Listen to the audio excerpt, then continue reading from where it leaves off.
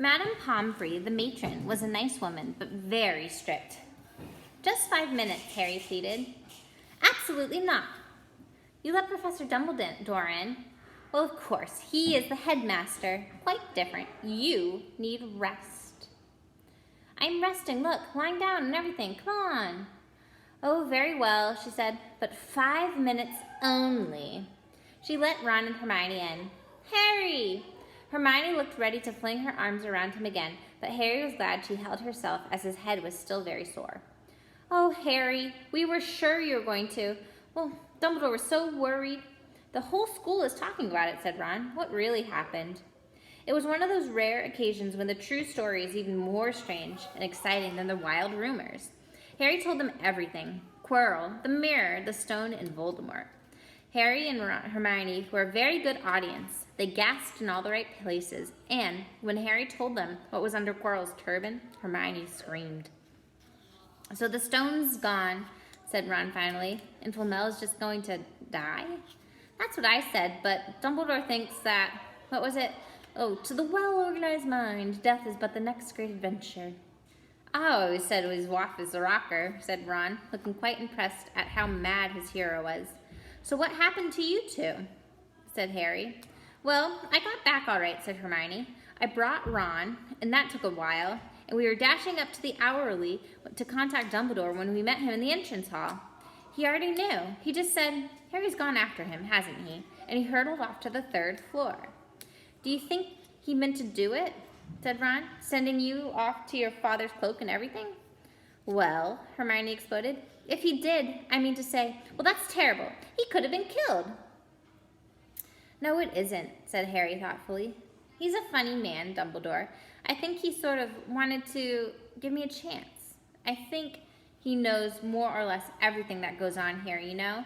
I reckon he had a pretty good idea that we were going to try, and instead of stopping us, he just thought us enough to help.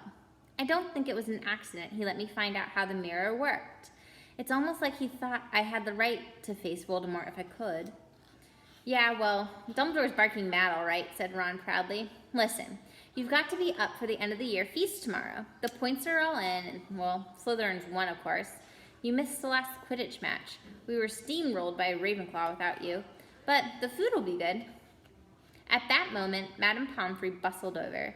"You have been nearly 15 minutes. Now out," she said firmly. After a good night's sleep, Harry felt nearly back to normal.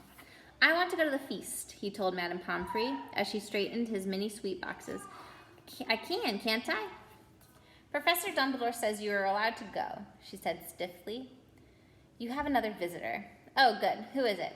Hagrid sidled through the door and spoke. As usual, when he was indoors, Hagrid looked too big to be allowed. He sat down next to Harry, who took one look at him and burst into tears. "It's all my ready fault," he sobbed. "I told the evil git how to get past Fluffy. I told him. It was the only thing he didn't know, and I told him. You could have died, and all for a dragon's egg. I'll never drink again. I should have chucked out and made to live as a muggle." "Hagrid," said Harry, shocked to see Hagrid shaking with grief and remorse. "Hagrid, he'd have found out somehow. This is Voldemort we're talking about. He'd have found out if you hadn't told him." "You could have died," sobbed Hagrid. "And don't say his name." "Voldemort," Harry bellowed, and Hagrid was so shocked he stopped crying. "I've met him, and I'm calling him by his name." "Please cheer up, Hagrid. We saved the stone. It's gone and he can't use it. Have a chocolate frog. I have lots." Hagrid wiped his nose on the back of his hand and said, "That reminds me, I got you a present." "It's not a stout sandwich, is it?"